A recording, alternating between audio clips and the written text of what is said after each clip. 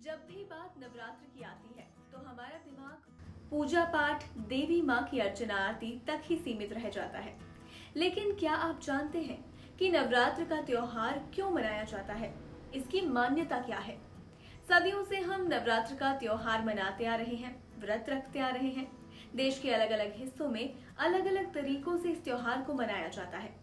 माँ दुर्गा के 9 स्वरूपों की पूजा अर्चना से जुड़े नवरात्र का पावन पर्व मनाए जाने से कई कथाएं जुड़ी हुई हैं। इनमें से एक प्रचलित पौराणिक कथा के अनुसार असुर महिषासुर को ब्रह्मा जी से अमर होने का वरदान प्राप्त था।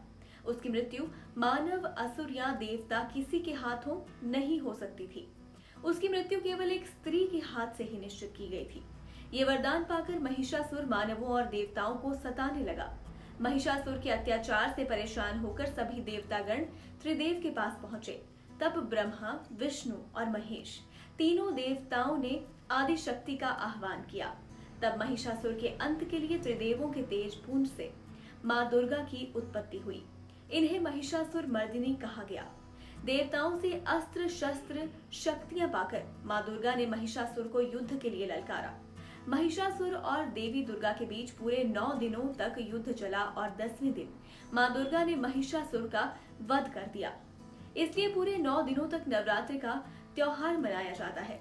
कहा जाता है कि युद्ध के दौरान सभी देवताओं ने भी 9 दिनों तक प्रतिदिन पूजा पाठ कर देवी को महिषासुर के वध के लिए बल प्रदान किया। मान्यता है कि तब से ही नवरात्रि का पर्व मनाने की शुरुआत हुई है।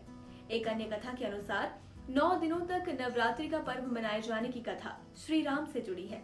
इसके अनुसार जब रावण ने माता सीता का हरण कर लिया था, तब रावण से लड़ाई में विजय प्राप्त करने और माता सीता को छुड़वाने के लिए भगवान राम ने पूरे 9 दिनों तक माँ दुर्गा की पूजा का अनुष्ठान किया और 10वें दिन देवी दुर्गा ने प्रकट होकर भगवान राम को युद्ध में विजय प्राप्ति का आशीर्वाद दिया। भगवान श्री राम ने 10वें दिन रावण का वध किया। इसके बाद से नवरात्रि मनाने की परंपरा की शुरुआत हुई और 10वें दिन रावण का पुतला दहन किया जाता है।